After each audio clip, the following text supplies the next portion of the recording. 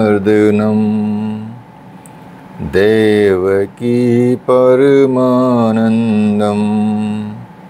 कृष्णं वंदे जगद्गुरुम्। ओम शांति शांति शांति। Relax, gently open your eyes. चलिए, श्रीमद् भगवद गीता। गीता जो जीवन का सार है, इसको जीवन का मैनुअल कह सकते हैं, लाइफ का, मनुष्य का मैनुअल कह सकते हैं। हमारे शास्त्रों में ये सभी वेदों का, उपनिषदों का, आरण्यकों का, ठीक है, सूत्रों का, सबका इसमें सार पाया जाता है। ठीक है, जैसे टाटा स्काई की ऐड आती थी ना, इसको लगा डाला तो लाइफ झिंगा लाला, तो इसको पढ़ डाला तो समझो जीवन झिंगा लाला। कुछ अप्राप्य नहीं रहता इससे, क्योंकि हर चैप्टर के बीच में लास्ट में आता है ओम तदसदिति श्री भगवद गीता सुपनिषत्सु ब्रह्म विद्यायाम योग शास्त्रे श्री कृष्ण अर्जुन संवादे, अर्जुन विषाद योग या कोई भी चैप्टर का नाम, ठीक है, प्रथम अध्याय, द्वितीय अध्याय, ऐसे करके।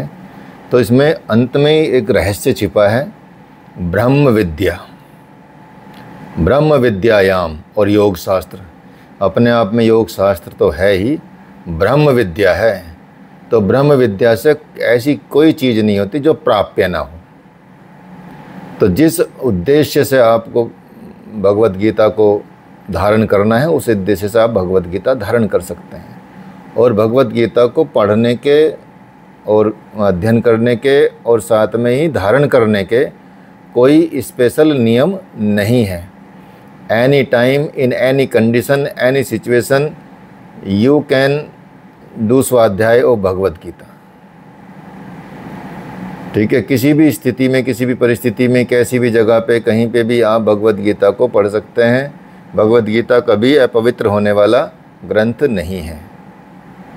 जैसे कि यहाँ भगवान बता ही रहे हैं कि ये जो आत्मा है ये अविनाशी है, ये अप्रमेय है, ये नित्य स्वरूप है। तो इस आत्मा के ये सभी शरीर जो हैं वो नाशवान हैं। शरीर नाशवान है, आत्मा नाशवान नहीं है। ठीक है, इसी तरह से भगवद गीता अपने आप में नाशवान वस्तु नहीं है या कोई पवित्र होने वाली वस्तु नहीं है। ये स्वयं ही परमात्मा है। तो परमात्मा तो सबको शुद्ध करता है, सबको पवित्र करता है, सबको उच्च गति को प्राप्त कराता है, यदि उसकी शरण में चले जाएं तो। शरण में जाने की तो बात है, ठीक है, बताने की तो बात है। तो इसलिए अर्जुन को कहते हैं भगवान के, हे भरतवंशी, तू युद्ध कर, इन फालतू के चक्कर मत पड़, इन शरीरों को देख के मत विचलित हो। ये सब शरीर हैं, ये शरीर आज हैं, कल नहीं है। क्योंकि एक समय होता है, एक समय लाइन पे यदि देखा जाए तो सपोज पीछे और आगे ये शरीर नहीं था, ना पीछे था। यदि जिसकी मान लिया उम्र 25 साल है तो 25 साल पहले आपका शरीर नहीं था। मान लिया उसकी उम्र 100 साल है तो 75 साल बाद उसका शरीर नहीं रहेगा। तो एक तरह से बीच में तो आया, बीच में थोड़ी देर के लिए बल्ब सा जला, यदि ब्रह्मांड के टाइम के हिसाब से भी देखा जाए, थोड़ी एक रोशनी सी हुई और पलक झपकते ही गायब। ठीक है, तो यही हमको लगता है कि भाई हाँ, हम 100 साल जी रहे, 50 साल जी रहे, 75 साल जी रहे। ठीक है, कुछ नहीं है। ब्रह्मांड की रचना को कितने साल हो गए, कब कितनी बार रचा गया, क्या रचा गया, उसमें कहाँ आप हैं, कितने ब्रह्मांड बन चुके हैं, कितने ब्रह्मा आ चुके हैं, ये सब चलता रहेगा। लेकिन जो आत्मा है वही अमृत है, वही अमृत है। आत्मा ही अविनाशी है, ऐसी अविनाशी है कि इसका तीनों कालों में नाश नहीं है। अर्थात ये पहले भी था, बीच में भी रहेगा और आगे भी रहेगा। शरीर नहीं रहेगा, शरीर पहले भी नहीं था, आगे भी नहीं रहेगा, बस बीच में थोड़ी देर के लिए दिखता है। उसी में हम इतना इसको मान लेते हैं कि इसको नित्य मान लेते हैं। जबकि अनित्य है। इसको नित्य मान के कभी विचार ही नहीं आता कि हम जाएंगे भी। ठीक है, कई बार तो ऐसा धन दौलत में, संसार में उलझे रहते हैं कि हम ईश्वर को भूल जाते हैं, उस आत्मा को भूल जाते हैं। तो भगवान यही बताते हैं कि आत्मा ही अमृत है, आत्मा ही अविनाशी है, जिसका तीनों कालों में भी नाश नहीं होता। अर्थात आत्मा ही सत्य है, आत्मा ही सत्य है। शरीर नाशवान है, ये असत है। झूठी चीज़ तो दिखेगी ना, थोड़ी देर बाद चली जाएगी। इसको बोलो कि है, थोड़ी देर बाद नहीं है। ठीक है, जैसे कि आजकल कई घटनाएं भी हो रही हैं कि यार अभी तो थे, अभी तो मैं मिल गया उनसे, कि अभी तो थे भाई, अब नहीं रहे। ठीक है, तो ऐसा है। तो इसलिए ये सत्य नहीं है, सत्य कुछ और है। उस सत्य को धारण कर लेंगे तो आप खुद में एक आत्मस्वरूप हो जाएंगे। तो शरीर तो नाशवान होता है, ये असत है, जिसका तीनों कालों में अस्तित्व नहीं है। अब भी अस्तित्व नहीं है, वो बदल रहा है एक क्षण के अंदर, हर सेकंड बदल रहा है, हर सेकंड के 100वें हिस्से में बदल रहा है। इसलिए शरीर नाशवान है, इसलिए तू युद्ध कर। इसलिए इस आदेश से ये स्पष्ट नहीं होता कि अर्जुन केवल कौरवों को मारे। तो पांडव पक्षों में भी तो शरीर खड़े हैं। क्या पांडवों के शरीर अविनाशी हैं? और यदि शरीर नाशवान है तो कृष्ण किसकी रक्षा में खड़े थे? कि क्या अर्जुन कोई शरीरधारी था? शरीर तो असत है, जिसका अस्तित्व नहीं है, जिसे रोका नहीं जा सकता। तो क्या भगवान श्री कृष्ण उस शरीर की रक्षा में खड़े हैं? यदि ऐसा है तो वे भी एक अविवेकी और मूढ़ हो जाएंगे।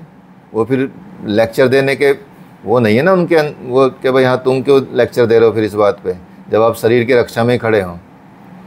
तो क्योंकि भगवान श्री कृष्ण आगे स्वयं कहते हैं कि जो केवल शरीर के लिए पचता है, श्रम करता है, वो अविवेकी और मूढ़ बुद्धि है, और वही पाप आयु होता है, और वही पुरुष व्यर्थ ही जीता रहता है।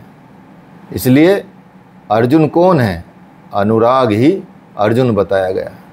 तो अनुरागी ही क्या करता है? अपने इष्ट की सदैव, अनुरागी के लिए भगवान क्या करते हैं? अनुरागी के लिए ये भगवान या इष्ट सदैव उसके रथी बनकर साथ में रहते हैं। उस प्रेम की रक्षा करते हैं भगवान, न कि उस शरीर की। उस भाव की रक्षा करते हैं भगवान, न कि शरीर की। तो शरीर की रक्षा के लिए नहीं खड़े भगवान, भगवान तो उस अनुराग की रक्षा के लिए खड़े हैं, उन शरीरों की रक्षा के लिए नहीं खड़े हैं।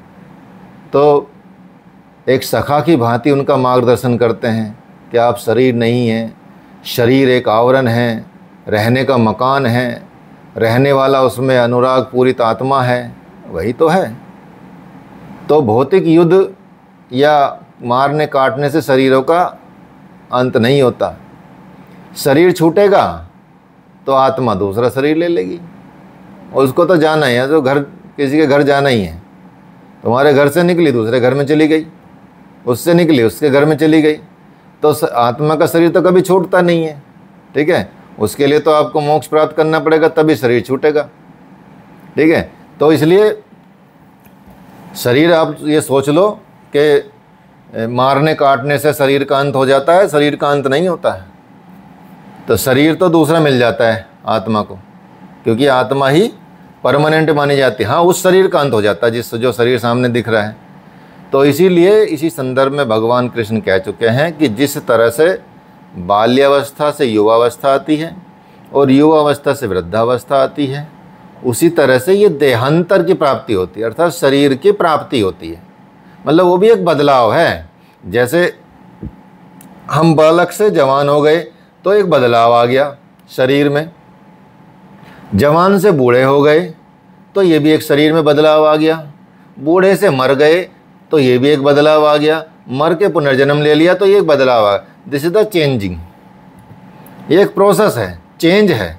तो इसमें किसी भी स्थिति में आपको शोक नहीं करना चाहिए। जैसे कि जवान होने पे शोक नहीं करते बल्कि हर्ष मनाते हैं, बालक होने पे शोक नहीं करते जबकि हर्ष मनाते हैं। ठीक है। बूढ़ा भी हमेशा जीना चाहता है, बूढ़ा व्यक्ति भी, वो भी ऐसा नहीं लगता कि उसको ये बूढ़ा हो गया, वो भी मन से जवान रहता है कि भाई दिल तो मेरा अभी जवान है, ऐसा बोलता है।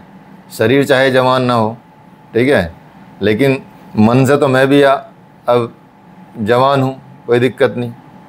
तो इसलिए कभी भी ऐसा नहीं होता कि दुख होता हो कि भाई ये आ गया, ये आ गया। हाँ, यदि वृद्धावस्था में बीमारी आ गई तो उसको दुख होता है। अगर स्वस्थ जी रहा हो कोई व्यक्ति तो उसको ये भी नहीं पता चलेगा कि वो वृद्ध हो गया है, ठीक है, वो अपना जीवन सही तरीके जिएगा। तो इसलिए जब तब दुख नहीं हो रहा तो उस मृत्यु पे भी दुख नहीं होना चाहिए।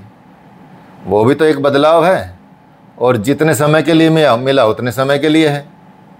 समय भी तो अलग अलग है ना सबका, कर्मों के हिसाब से, संस्कारों के हिसाब से। कोई पैदा होते ही मर जाता है, कोई 10 साल में, कोई 20 साल में। मृत्यु तो हर उम्र में होती है।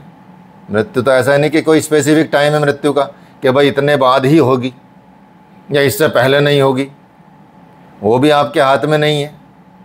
तो काहे घबरा रहे भाई, फिर काहे चिंता करनी, ठीक है। चिंता को रख दो, खुंटी पे टांग दो, ठीक है, और आनंद स्वरूप हो जाओ। तो इसलिए शरीर काटेंगे तो जीवात्मा अपना नया वस्त्र बदल लेती है। तो शरीर संस्कारों से आश्रित होता है और संस्कार मन पर आधारित होते हैं।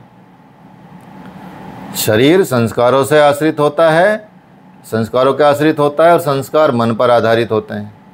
मन एव मनुष्य नाम कारणम बंध मोक्षयो, उपनिषद में कहा गया है कि मन का सर्वथा निरोध होना, अचल स्थिर ठहरना और अंतिम संस्कार का विलय, ये एक ही क्रिया है।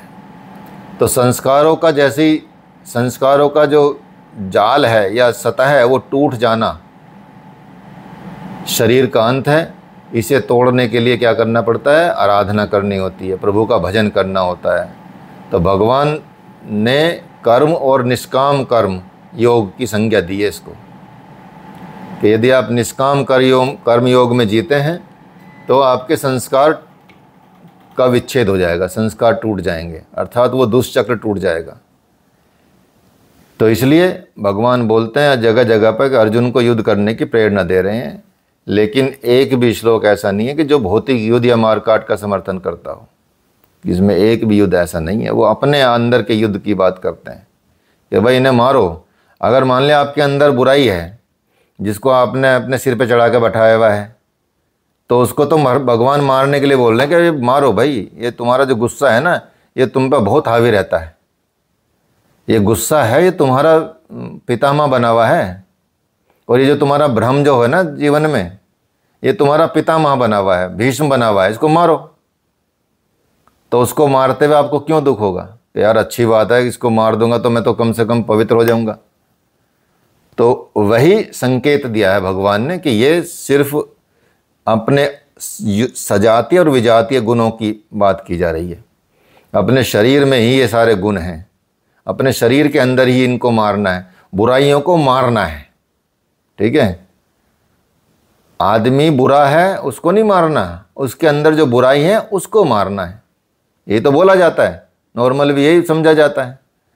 तो भगवान दोनों तरह समझा रहे कि ये जो दिख रहे हैं इनको बहुत प्यारे, क्योंकि वो बड़े प्यारे लगती हैं वो चीज़ें। अहंकार बड़ा प्यारा लगता है स्वयं को, ऐसा लगता है कि भाई बस मेरे से बड़ा आदमी कोई है ही नहीं धरती पे, ठीक है। ऐसा चौड़ा होकर चलता, थोड़ा सा 10 दिन जिम कर लेता व्यक्ति तो न चौड़ा होकर ऐसा हाथ करके चलने लगता है, ठीक है।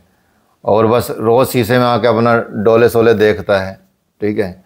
फिर अपने 10-12 अंडे खा लेता है, बॉइल्ड चिकन खा लेता है, प्रोटीन की दुकान पे जाकर लाखों रुपए के प्रोटीन खरीद लेता है, और अचानक हार्ट अटैक से मर जाता है। जिस शरीर के लिए इतना कर रहा था बेचारा वही गया। तो क्या हुआ? अगर आत्मा के लिए करता, परमात्मा के लिए करता, तो कम से कम अगले जन्म में भी मिलता। ये शरीर तो मिलना नहीं, पता चला कुत्ते का शरीर बन गया, तो वहाँ कैसे बॉडी बिल्डर बनाएगा? वहाँ तो खा नहीं सकता भाई, ये इस तरह की चीज़ें, प्रोटीन पाउडर ले नहीं सकता। लेकिन हाँ, ये प्रोटीन भगवान का प्रोटीन ले ले तो समझो कि ये प्रोटीन आगे भी जाएगा। इतनी बड़ी व्यवस्था है भगवान की। तो भगवान यही बताते हैं कि ये जो इस आत्मा को मारने वाला मानता है और जो इस आत्मा को मरा हुआ समझता है, वो दोनों इस आत्मा को जानते ही नहीं है, क्योंकि ये आत्मा न तो मरता है और न ही किसी के द्वारा मारा जाता है। इसलिए बोलते हैं भगवान, न जायते म्रियते वा कदाचि त्राण्यम भूतवा भवति वा न भूयः अजो नित्यः शाश्वतयम पुरानो न हन्यते हन्यमाने शरीरे। कि ये आत्मा किसी भी समय में न तो जन्मता है न मरता है, न ये मरता है न जन्मता है, क्योंकि ये तो वस्त्र ही तो बदलता है। न यह आत्मा होकर अन्य कुछ होने वाला है कि ऐसा नहीं कि ये अब आत्मा फिर बाद में कुछ और हो जाएगा, इसमें बदलाव भी नहीं होता। ठीक है, तो क्योंकि ये तो अजन्मा है, नित्य है, शाश्वत है, पुरातन है। शरीर के नाश होने पे भी इसका नाश नहीं होता, इसलिए आत्मा ही सत्य मानी जाती है, आत्मा ही पुरातन मानी जाती है, आत्मा ही शाश्वत मानी जाती है, आत्मा ही सनातन मानी जाती है। और आप कौन हैं? सनातन धर्म के अनुयायी, अर्थात आप आत्मा के अनुयायी हो, तभी तो आप सनातनी हो। यदि किसी और चीज़ के अनुयायी होंगे तो फिर आप सनातन धर्मी नहीं हो, आप किसी और को मान रहे, आत्मा को तो मान ही नहीं रहे। सनातन कौन है? वो है आत्मा, और आत्मा के आप अपन अनुयायी हैं। तो आत्मा, परमात्मा और ब्रह्म एक दूसरे के पर्यायवाची हैं, ये मान के चलिए। तो इसलिए आप कौन हो गए? शाश्वत धर्म के उपासक हो गए। और शाश्वत कौन है? आत्मा। इसलिए हम और आप आत्मा के उपासक हैं। और यदि आप आत्मिक पथ को नहीं जानते हैं तो आपके पास शाश्वत सनातन नाम की कोई वस्तु समझो है ही नहीं। यदि आप उस पथ पे पथगामी नहीं हो, उस रास्ते के राही नहीं हो, तो समझो कि आप ना शाश्वत सनातन आत्मा को जानते हैं, ना सत्य को जानते हैं, आप ब्रह्म में जी रहे हैं। उसके लिए आप आहें भरते हैं तो आप प्रत्याशी अवश्य हैं, लेकिन सनातन धर्मी नहीं है। सनातन धर्म के नाम पर किसी कुरीति के शिकार हो गए हैं बस। तो देश विदेश में, मानव मात्र में आत्मा ही एक ऐसी है, एक जैसी रहती है, कहीं भी हो। मनुष्य में आत्मा का कहीं बदलाव नहीं है। इसलिए पूरे विश्व में कोई भी आत्मा की स्थिति दिलाने वाला जो क्रिया जानता है या उस पर चलने के लिए प्रयत्नशील रहता है, उस पर जाना चाहता है, तो वो पूरे विश्व में कहीं भी हो, वो सनातन धर्मी कहा जाएगा। चाहे धर्म से वो, मजहब से कुछ भी हो, चाहे मजहब से वो इस्लाम को अपनाता हो, चाहे मजहब से वो क्रिश्चियनिटी को अपनाता हो, ज्यूज़ को अपनाता हो, पर्शियन को अपनाता हो, हिंदू को, जैन को, बौद्ध को, किसी को भी अपनाता हो, लेकिन यदि उस पथ पर चल रहा है तो वो स्वतः ही सनातन धर्मी हो जाएगा, चाहे वो उस वक्त उस नाम से ना जाने। ये हिंदी में, संस्कृत में शब्द है तो इसलिए हम ऐसा बोल रहे हैं, उर्दू में कुछ और होगा तो उसको ऐसा बोला जाएगा, पार्शियन में कुछ और होगा तो उसको ऐसा बोला जाएगा। ठीक है, तो इसलिए सनातन धर्मी, चाहे वे अपने को मुसलमान माने, यहूदी माने, कुछ भी कह लें, तो इस तरह से उसको माना जाता है। तो पार्थिव शरीर को रथ बनाकर, जो शरीर है, और ब्रह्म रूपी लक्ष्य की तरफ आप यदि बढ़ेंगे और उसमें भगवान को प्राप्त करने की सोचेंगे, तो इसलिए उसको भगवान या परमात्मा की प्राप्ति हो जाएगी। ये अचूक निशाना लगाना पड़ेगा, और ऐसे अचूक निशाना लगाने वाले कुंती पुत्र या प्रथा पुत्र अर्जुन ही हैं। और जो इस आत्मा को नाश रहित, नित्य, अजन्मा और अव्यक्त मानता है, वो पुरुष कैसे किसी को मरवा सकता है और कैसे किसी को मार सकता है? क्योंकि ये तो है ही नहीं, नाश रहित है, ये तो, इसका तो नाश ही नहीं होता, नित्य है, ये कभी हटेगी नहीं, जाएगी नहीं कहीं भी, अजन्मा है, अव्यक्त है। तो अविनाशी का विनाश संभव है, विनाश असंभव है, अविनाशी का कभी विनाश नहीं हो सकता। और इसलिए नाम तो रखता है अविनाश, लेकिन वो शरीर का नाम रखता है, वो तो विनाश हो जाता है उसका। किसी का नाम होता है ना, निवास दुबे, अविनाश, ये, ठीक है, तो ख़त्म हो जाता है शरीर, रह जाता अविनाशी उसके अंदर आत्मा। तो अजन्मा जन्म नहीं लेता और शरीर के लिए कोई शोक नहीं करना चाहिए। इसलिए समझ लेना चाहिए। जैसे एक उदाहरण आप समझ सकते हैं, एक आकाश तत्व है, स्काई, ठीक है, आकाश तत्व है। अब आकाश, ये हम मान लें कोई रूम है, कोई जगह है, वहाँ आपने 1000 घड़े बना के रख दिए। घड़े समझते हैं ना, ठीक है, घट योग बोलते हैं उसको, जो गृहण संहिता में बताया, घट इसको शरीर को बोलते हैं। अब मान ले वो कुम्हार है कोई, और कुम्हार घड़े बना रहा है, तो घड़े बना के उसने 50 घड़े, कोई छोटा कोई बड़ा, कोई कलरफुल, कोई रंग का, कोई वाइट, कोई काला, कोई सफ़ेद, कोई ऊंचा, कोई नीचा, ऐसे बहुत सारे घड़े बना दिए। अब उन घड़ों में आकाश अलग अलग है, उस घड़े का आकाश अलग है, उस घड़े की खाली जगह अलग है, उस घड़े की खाली जगह अलग है, ठीक है। तो देखने में ऐसा लग रहा है कि ये सब अलग अलग घड़े हैं, अलग अलग इनके आकाश हैं। शरीर तो अलग अलग हैं ही, वो तो कोई दिक्कत नहीं है, लेकिन उनके अंदर जो विद्यमान आकाश है वो क्या है? वो तो एक ही है। अब घड़े फोड़ दो सारे, तो आकाश कहाँ चला गया? कहीं गया? तो वहीं तो था आकाश। आकाश तो कहीं नहीं गया, बस उसमें घड़े आ गए, उसमें शरीर आ गए। तो ये तो आकाश तो फिर भी एक तत्व है पृथ्वी का, मतलब पंचमहाभूत का एक हिस्सा है, प्रकृति का तत्व है। ये तो फिर भी स्थूल है उसके मुकाबले जो आत्मा है। मन भी जैसे प्रकृति का ही तत्व है, अहंकार भी जैसे प्रकृति का तत्व है, बुद्धि भी जैसे प्रकृति का तत्व है। इन पे तो आप कंट्रोल पा सकते हैं, ठीक है। लेकिन जो परमात्मा है वो तो विद्यमान रहता ही है, उसमें हमारा शरीर आ जाता है, उत्पन्न हो जाता है। तो वो तो ना जन्मता ना मरता, वो तो वही है। जैसे आकाश ना जन्मा ना मरा, सेम ही तो रहा। जबकि आपको दिख रहा है तो ये कलरफुल घड़ा है, ये अच्छा घड़ा है, ये खराब है, ये तो काला है, अफ्रीका से आया है, ये गोरा है, ये इंग्लैंड से आया है, ठीक है, ये अभी छोटा है, ये अभी बड़ा है, इसमें कम पानी आएगा, इसमें ज़्यादा पानी आएगा। फोड़ दो सब एक हो जाएगा। मिट्टी को कूट कर दोबारा बना देते हैं उसी को, ठीक है, कि ये घड़ा टूट गया है, दोबारा बना देते हैं, उसको कूट के फिर दोबारा बना देता है वही, ठीक है। जो कच्चे घड़े फूटते हैं उनको भी दोबारा बना देता है। तो सोचो, यही तो भगवान करते हैं, जो घड़े फूट गए उनको दोबारा बना देता है। तो वो आकाश तो एक ही रहता है, तो वो अपने आप में तो एक ही है तत्व, आत्मा। तो आत्मा कितनी सूक्ष्म है, इसलिए बोलते हैं कि जब आकाश हर जगह हो सकता है तो आत्मा तो उससे भी सूक्ष्म है, परमात्मा तो उससे भी सूक्ष्म तत्व है। तो वो तो क्यों नहीं कण कण में विराजमान होगा। इसलिए तो बोलते हैं कण कण में परमात्मा है, सर्वत्र परमात्मा सर्वत्र है, ठीक है। जहाँ जाओ वो वहीं है। तो वो कभी इधर उधर नहीं होते, वो तो हैं, बस हैं। जैसे आकाश होता है, आकाश कहीं से आता नहीं है, वो तो होता है बस। ऐसे ही परमात्मा होते हैं, वो कहीं से आते जाते नहीं हैं, वही उसमें आप आते जाते हो। इसलिए उस सत्य को पहचानो। इसलिए बताते हैं वासांसी जीर्णानि यथा विहाय नवानि गृह्णाति नरो परानि तथा शरीराणि विहाय जीर्ण न्यन्यानि संयाति नवानि देहि।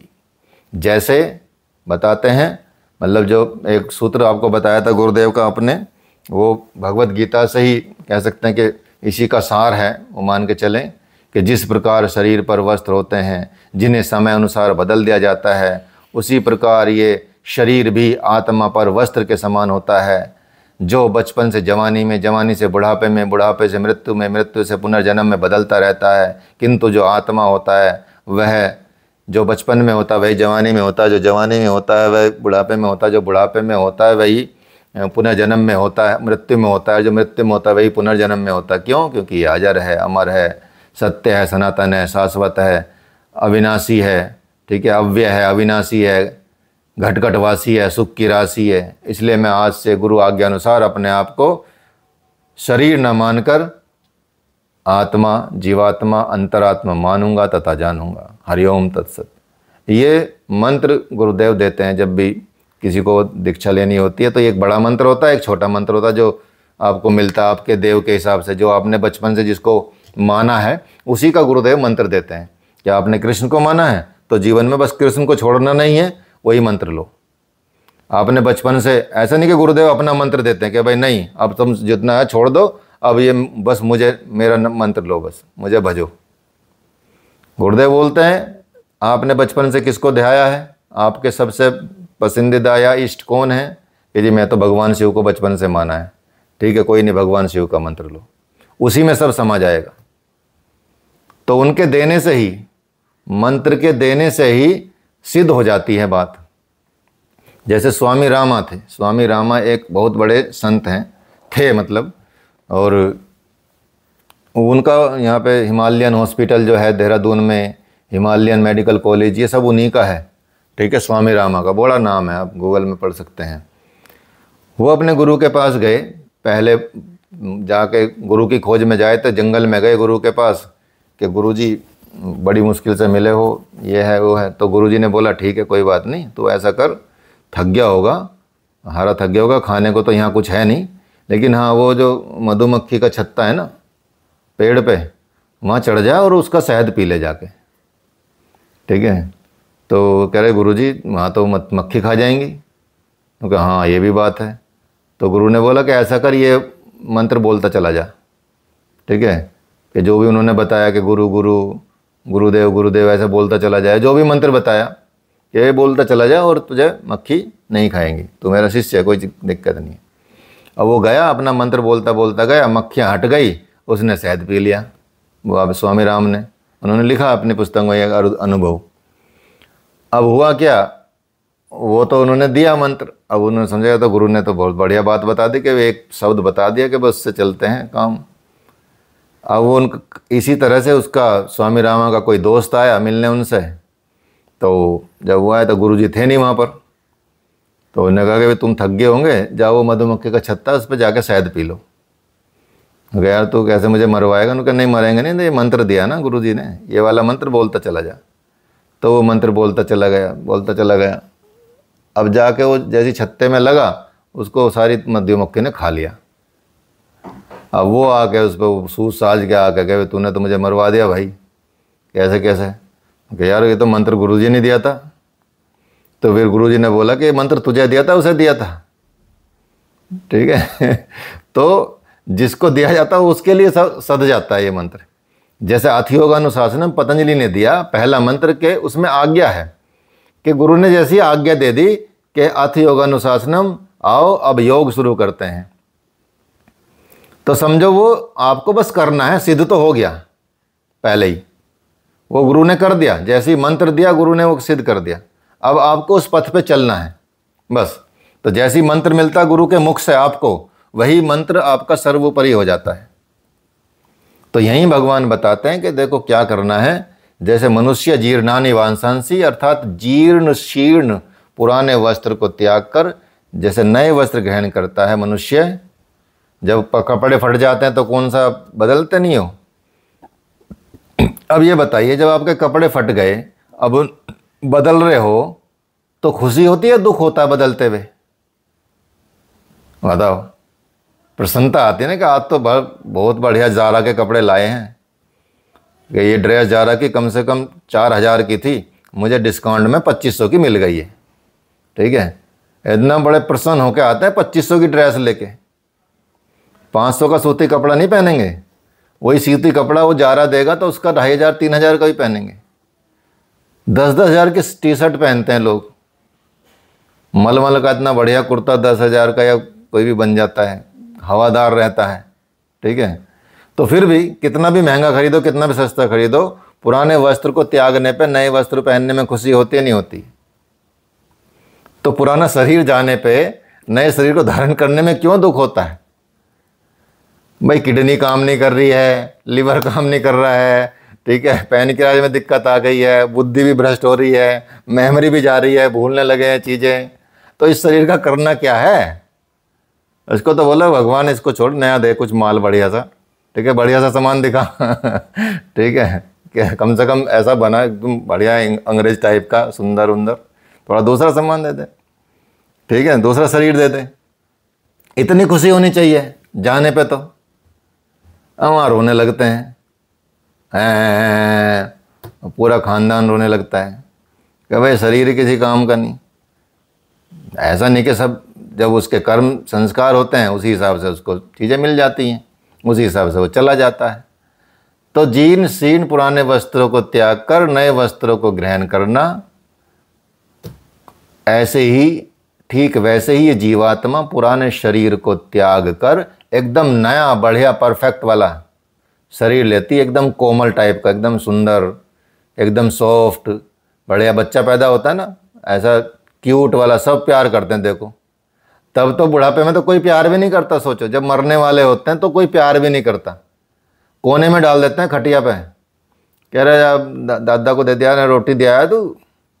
कि नहीं यार तो मैं भूल गया था।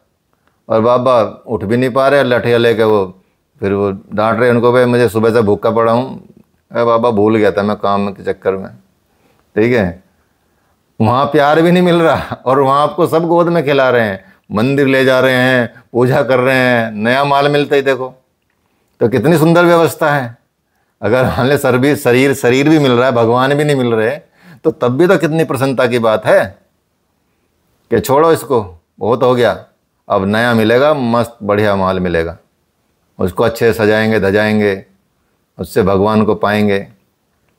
तो ऐसा, तो ठीक वैसे ही जीवात्मा पुराने शरीर को त्याग कर नए शरीरों को धारण करता है और जीर्ण होने पर नया शरीर धारण हो जाता है।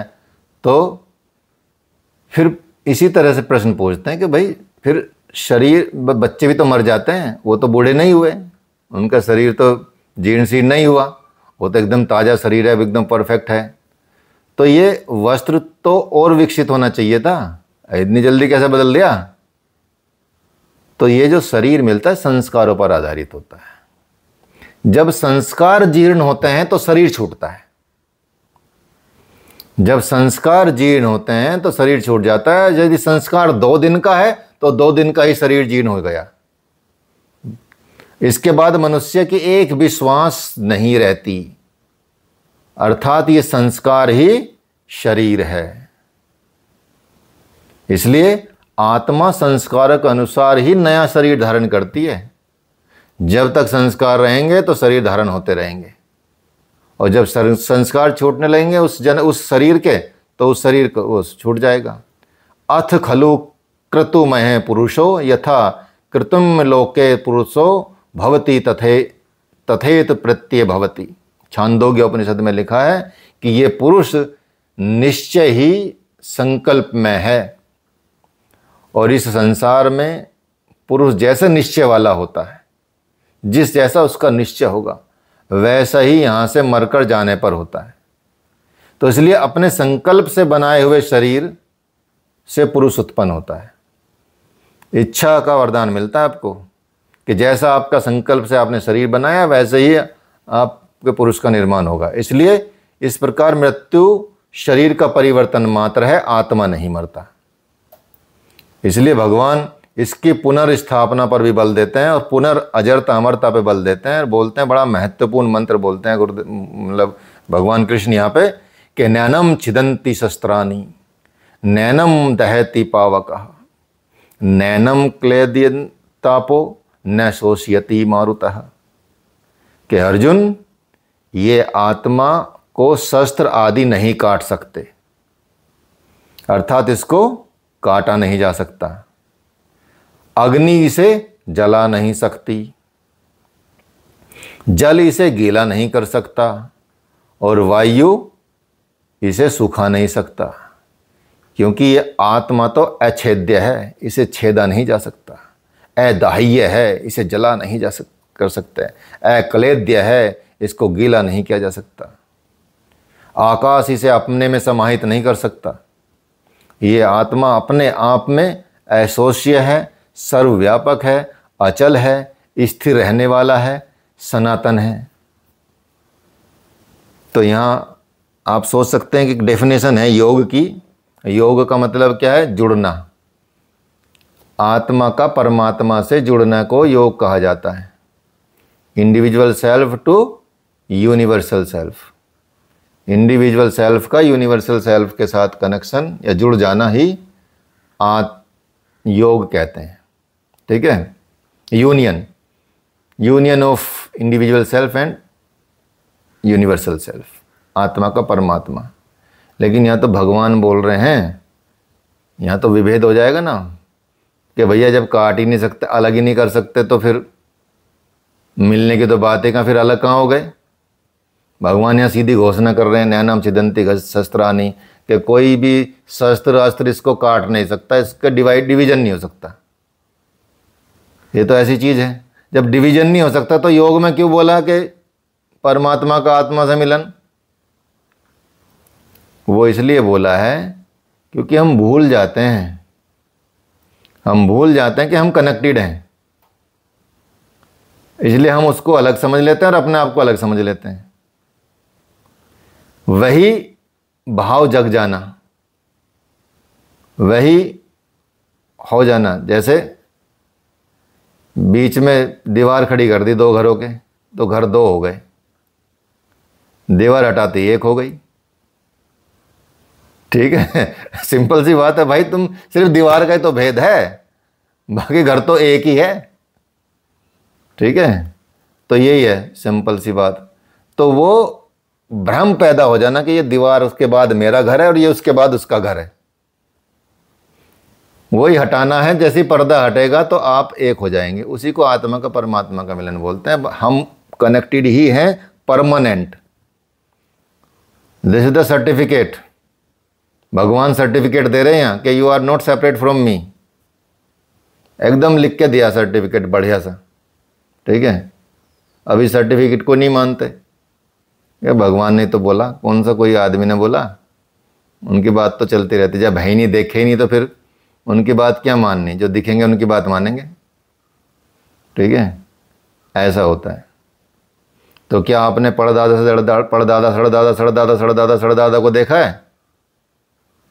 देखा है क्या वो थे या नहीं? इतना तो विश्वास है ना कि वो होंगे, तभी तो आप हो। वो तो देखे नहीं है 20 पीढ़ियों पहले, उन पे तो विश्वास है, और जो हजारों पीढ़ी पहले से वही चल रहे हैं जिन्होंने आपको उत्पन्न किया है, उस पे विश्वास नहीं है। भाई देखे तो आपने वो भी नहीं है, फिर उन पे भी क्यों विश्वास कर रहे हो?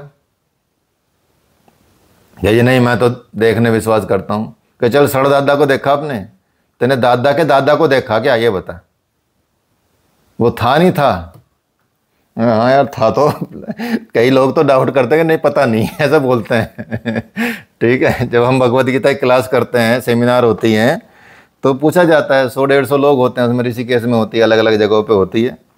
ठीक है, तो उसमें प्रश्न पूछते हैं कि भाई थे या नहीं थे? क्योंकि पता नहीं थे, नहीं थे। मतलब उसको ये नहीं पता कि भाई वो थे तभी तो तुम हो, अगर वो बीच में ही मर जाते, कट जाते, तो तुम कहाँ से पैदा होते? तो इतने लो लेवल पे लोग सोचे हुए हैं। अब इसी को थोड़ा विस्तार कर देंगे तो परमात्मा तो है ही। ठीक है, तो वही तो है अपना माता पिता, त्वमेव माता च पिता त्वमेव बंधुश्च सखा त्वमेव विद्या द्रविणम त्वमेव सर्वम मम देव देव। वही माता हैं, वही पिता हैं।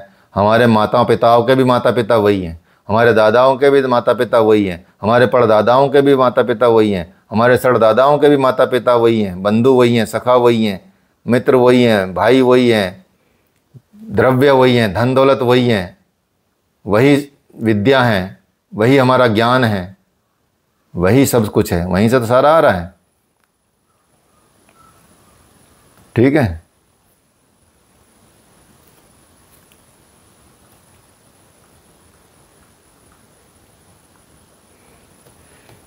समझ गए? तो वही है सब कुछ। इसलिए भगवान यही बता रहे हैं, भाई समझ जाओ बात को, पहले से बता रहा हूँ, फिर कभी कुछ बोलो। तो अर्जुन बोल रहे थे बेचारे कि कुल धर्म सनातन है, ऐसा युद्ध करने से सनातन धर्म नष्ट हो जाएगा। लेकिन भगवान ने इसको अज्ञान माना है और आत्मा को ही सनातन बताया। तो आप कौन हैं? सनातन धर्म के अनुयायी। सनातन कौन है? आप, आत्मा। और यदि आप आत्म पर्यंत दूरी तय करने की विधि से अवगत नहीं हैं, उसको नहीं जानते, तो आप अपने आप को सनातन धर्मी कहना बंद करना पड़ेगा।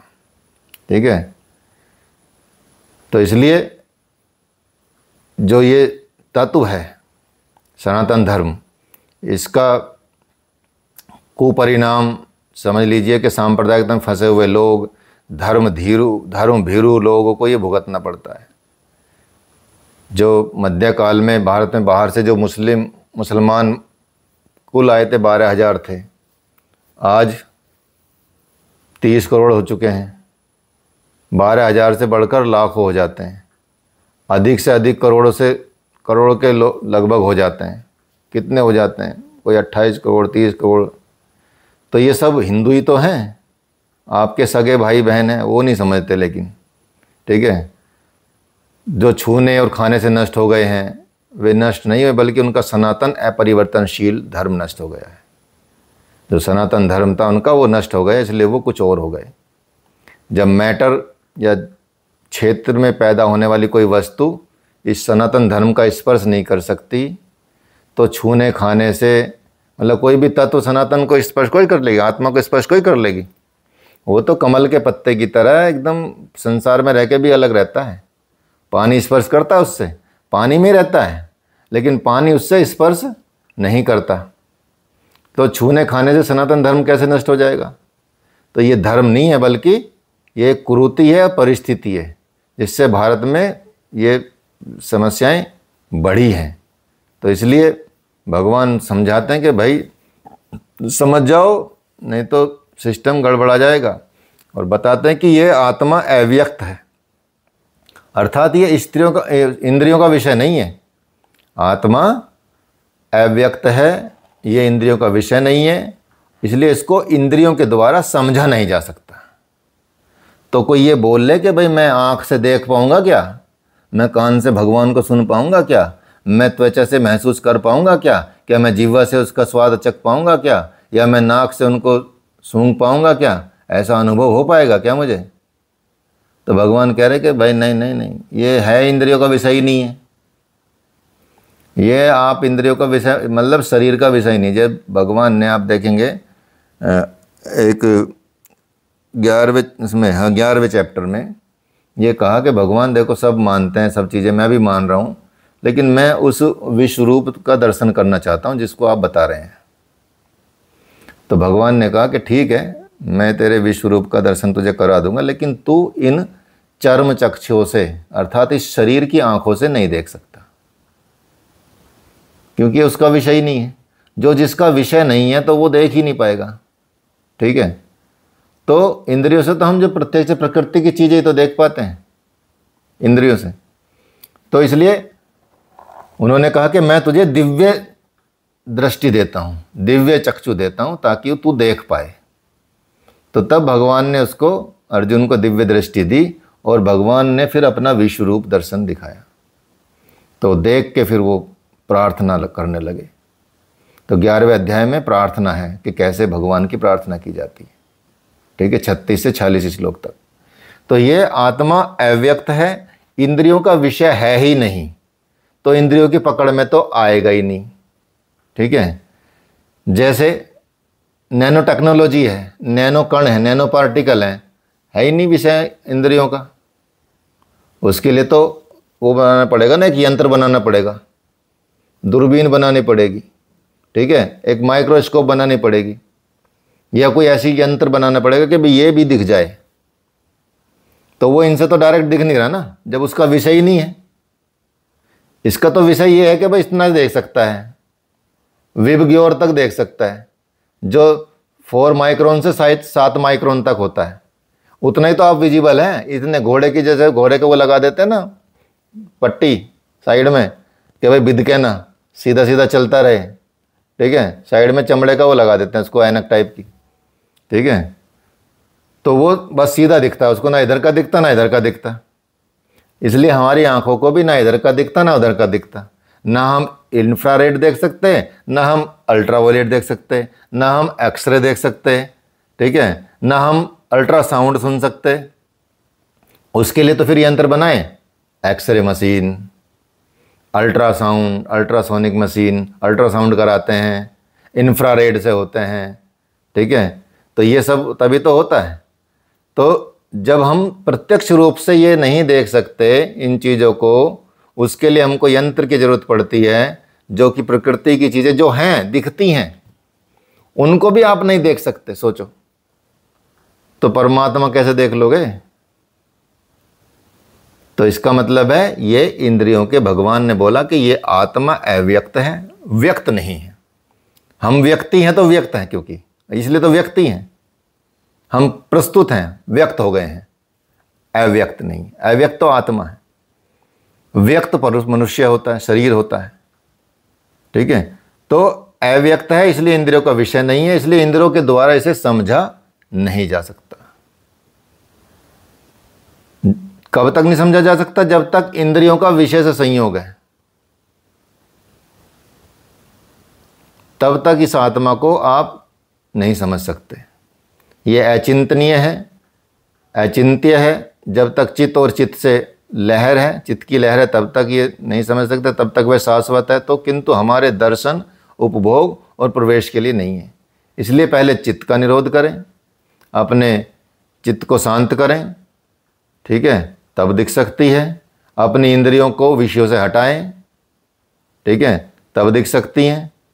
जैसे आप कई बार मोबाइल में लगे होते हो, फ़ोन में कुछ सुनते रहते हो, पीछे से कोई बोलेगा यार ये पानी गिर गया, क्या कर रहा है, मशीन चल रही है, कुकर में सीटी लग रही है, या जल गया कुछ, ठीक है, आप लगे हुए उसमें, तो विषय इंद्रियां वहाँ लगी हुई हैं, वो कैसे देख पाएंगी? कान होते हुए भी नहीं सुन पाते आप,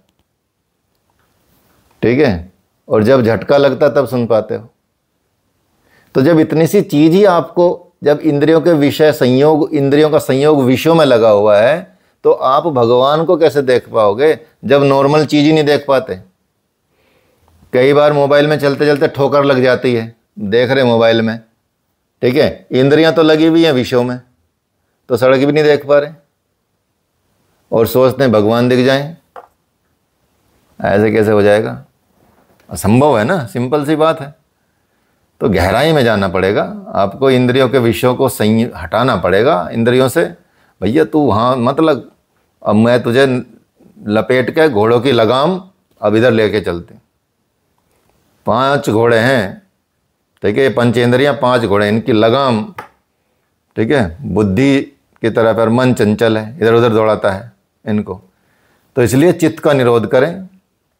इसलिए भगवान पहले बता चुके हैं कि असत वस्तु का अस्तित्व है ही नहीं, और सत का तीनों कालों में अभाव नहीं है, अर्थात ये है, ये भगवान पहले बता चुके हैं।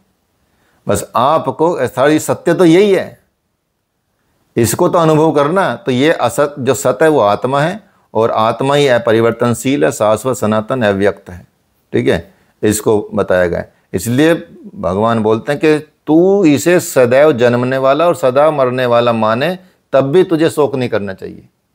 कि अगर तू ये भी मानता है कि ये सदैव जन्मता मरता है, तो फिर भी क्यों शोक करना? तो जन्म रहा मर रहा ही तो है ना, कोई दिक्कत नहीं, फिर जन्म ले लेगा फिर मर लेगा, यदि तू चल इसको भी ये भी मानता है तो ऐसा मान लेने से जातस्य ही ध्रुवो मृत्यु ध्रुवम जन्म मृतस्य च तस्माद परिहार्यर्थे न तत्त्वम सोचित महर्षि। क्या ऐसा मान लेने पर भी जन्मने वाले की निश्चित मृत्यु होती है और मरने वाले का निश्चित जन्म सिद्ध है।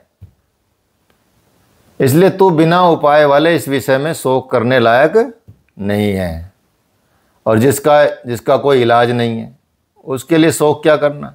भाई ऐसा तो नहीं कि तेरे इलाज करने से ये मरेगा नहीं, तू चल कितना भी इलाज कर ले, कब तक जीवा लेगा, ठीक है, मरेगा ही मरेगा ना, अंत होगा ही होगा।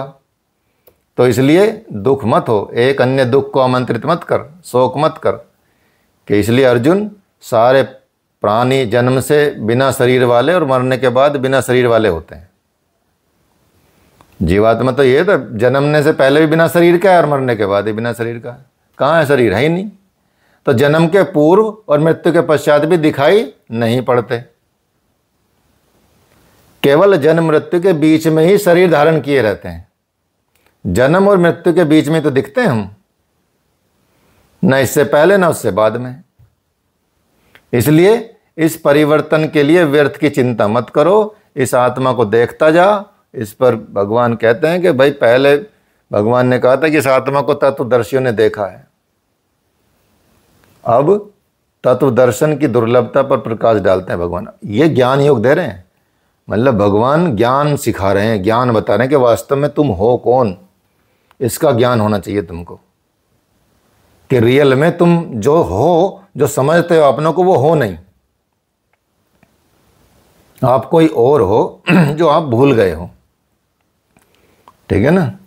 तो इसलिए आप संसार में आप आके तो हजार चीज़ हो ना, आप ही कहीं किसी की माता हो, किसी की पत्नी हो, किसी की बेटी हो, किसी की दादी हो, ठीक है, किसी की बहन हो, किसी की ननंद हो, किसी की भाभी हो तो आप ही एक ही हो।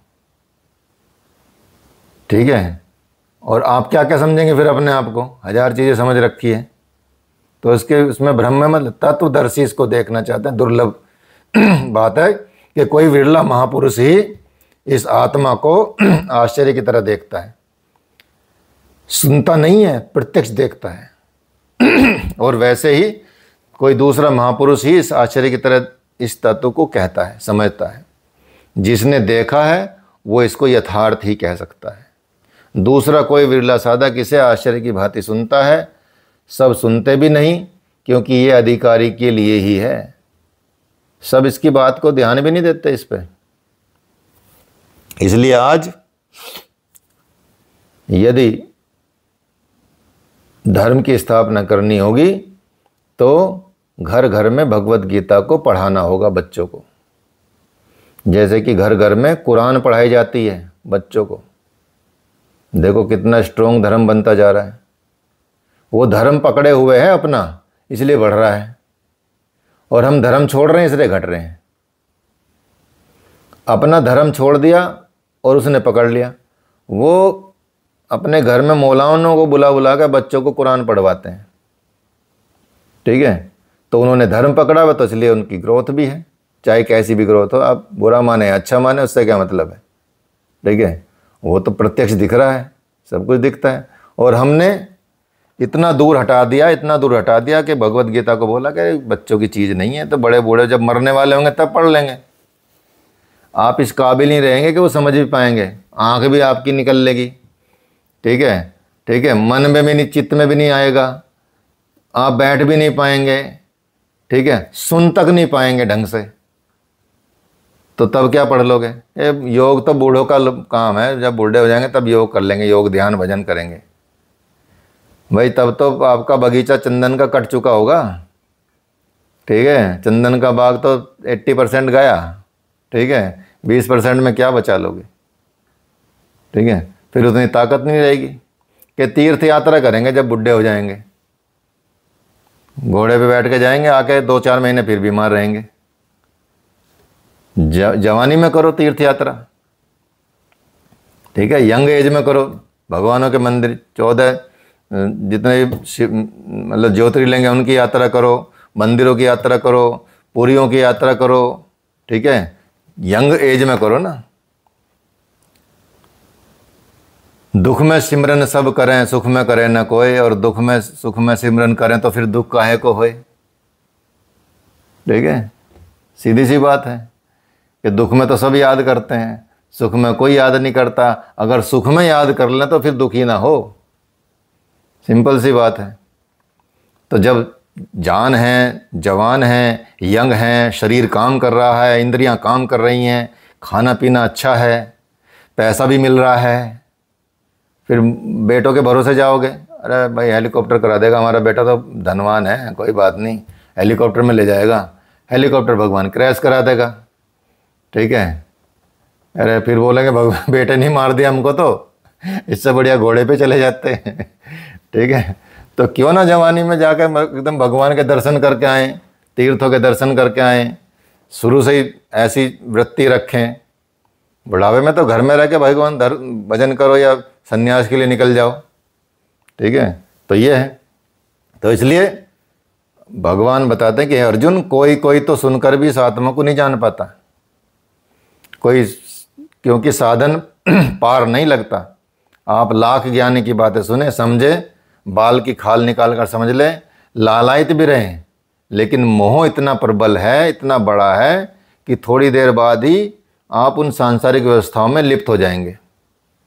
जैसे भगवत गीता में हम बताते हैं कि भाई ये खाना है, ऐसे करना है, मतलब क्लास जब होती है, सेमिनार होती है, ठीक है, तो वो बेचारे पक जाते हैं। अगर थोड़ी सी भी लेट हो जाए ना लंच में, मान लिया लंच का टाइम 1 बजे है और हमारी क्लास चल जाए 1:15 बजे तक, तो जो शांत बैठे हुए तो कुलमुलाहट हो जाती है उनमें।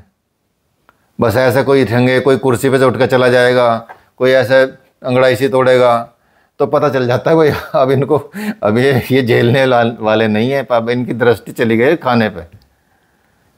तो इतने लिप्त होते हैं, लालायित होते हैं इतने, जो भगवान का अमृत मिल रहा है वो नहीं सुनेंगे। जो जहर मिल रहा है बाहर, तले तले के खाने मिलेंगे, रसगुल्ला मिलेगा, गुलाब जामुन मिलेगी, और वो खाएंगे, उस पर आपकी दृष्टि ऐसी कि भाई वो है अमृत तो असली, और उसको खा के अरे बड़ा आनंद आ गया भाई, बहुत ही अच्छी रसमलाई बनी थी, बस आनंद ही आनंद हो गया। और जो अमृत वाली रसमलाई मिल रही है उसमें कुछ नहीं मज़ा आ रहा है, उसमें ऊब रहे हैं, ठीक है, जम्बाई ले रहे हैं, आधे सो रहे हैं। तो ये है उतना, इसलिए भगवान ने तो पहले बता रखा ना सब, भगवान ने सब कुछ मतलब बता दिया है। एक एक आप कनेक्ट करते जाएंगे, हर चीज़ भगवान सब बोल के जाते हैं पहले ही। हर व्यक्ति की बात बता रखी है, हर समाज की, हर स्थिति की बात बता रखी है, कि बहुत लालायित भी रहते हैं कि हाँ भाई हाँ भगवत गीता में जाएंगे, सुनेंगे, करेंगे, टिकट कर ली है। आधे तो टिकट इसलिए करते हैं कि भाई इतने सस्ते में कौन दे रहा है, रहने को, खाने को, पीने को, चलो घूमने का घूमना हो जाएगा, 2-4 घंटे बैठ लेंगे, ठीक है। हम 4,000 4,500 रुपये लेते हैं 3 दिन के, ठीक है। जहाँ जहाँ भी करती हैं वो संस्था, मतलब हमारे से रिलेटेड है, हमारी नहीं है खुद की, ठीक है, जयपुर की एक संस्था है, वो सेमिनार करती है, कहीं 3,500 रुपये लेती है, कहीं 4,000 रुपये लेती है पर पर्सन। अच्छा कमरा देती है, तीनों टाइम का खाना भी देती है, ठीक है, और मतलब पूरा सोना, रहना, खाना, पीना, और भगवत गीता की क्लास 3 दिन की। तो 3 दिन में सोचो, 3 दिन में 4,000 रुपये ले रही है एक बंदे से, तो वो तो इसलिए, आधे तो इसलिए आते हैं, और आते गायब हो जाते हैं, क्लास में भी नहीं आते। तो इसलिए भगवान है लालायित भी रहते हैं, लेकिन मोह बड़ा बलवान होता है। भगवान ने बोला मोह तो ऐसी चीज़ है, कहीं कहीं तो थोड़ी देर बाद ही वो सांसारिक व्यवस्था में लिप्त हो जाएंगे, भगवान ने पहले बता दिया, ठीक है। कहीं ज़्यादा दूर जाने की जरूरत नहीं। इसलिए अर्जुन, ये आत्मा सबके शरीर में सदैव अवध्य है, इसका कोई वध नहीं कर सकता, अकाट्य है, इसको कोई काट नहीं सकता।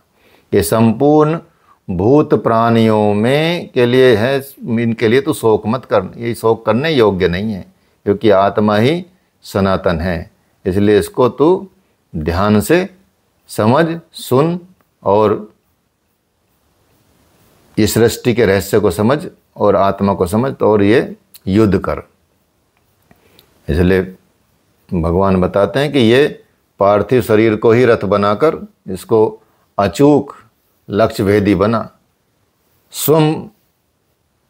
स्वतः प्राप्त जो स्वर्ग के खुले हुए द्वार हैं, इस युद्ध को भगवान जो भाग्यवान होते हैं क्षत्रिय ही प्राप्त कर सकते हैं। इसलिए जो क्षत्रिय धर्म निभा, और क्षत्रिय श्रेणी के साधक में तीनों गुणों को काट देने की क्षमता होती है, उसके लिए स्वर्ग का द्वार खुला है, क्योंकि उसमें दैवी संपत्ति पूर्णतः अर्जित रहती है।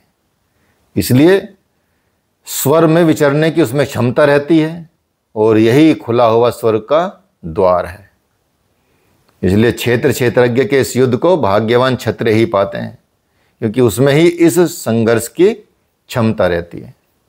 इसलिए दुनिया में लड़ाइयाँ होती हैं, विश्व सब लड़ता है, सिमट कर लड़ता है, प्रत्येक जाति लड़ती है, किंतु शाश्वत विजय जीतने वाले को नहीं मिलती। ऐसा नहीं कि बस जीत गया तो बस जीत ही गया, अचानक उससे बढ़ के कोई आएगा वो हरा देगा। तो ये बदले हैं, जो जितना बदला, जितना जिसको दबाता है, जितना दबाता कालांतर में वो उतना ही दबना पड़ता है उसको। तो ये कैसी विजय, जिसमें इंद्रियों को सुखाने वाला शोक बना ही रहता है, अंत में शरीर नष्ट हो जाता है। तो वास्तविक संघर्ष तो क्षेत्रज्ञ का है, जिसमें एक बार विजय हो जाने पर प्रकृति सदा के लिए निरोध और परम पुरुष परमात्मा की प्राप्ति हो जाती है। ये ऐसी विजय है। इसके पीछे फिर हार नहीं है। ये है, समझ गए। तो आज के लिए इतना ही काफ़ी है। कोई प्रश्न हो तो पूछ सकते हैं। 12:15 बज गए, 12:30 बजने वाले। ठीक है, 33वें श्लोक तक आ गए हैं। एक प्रश्न है। हाँ जी हाँ, बताइए। तो जैसे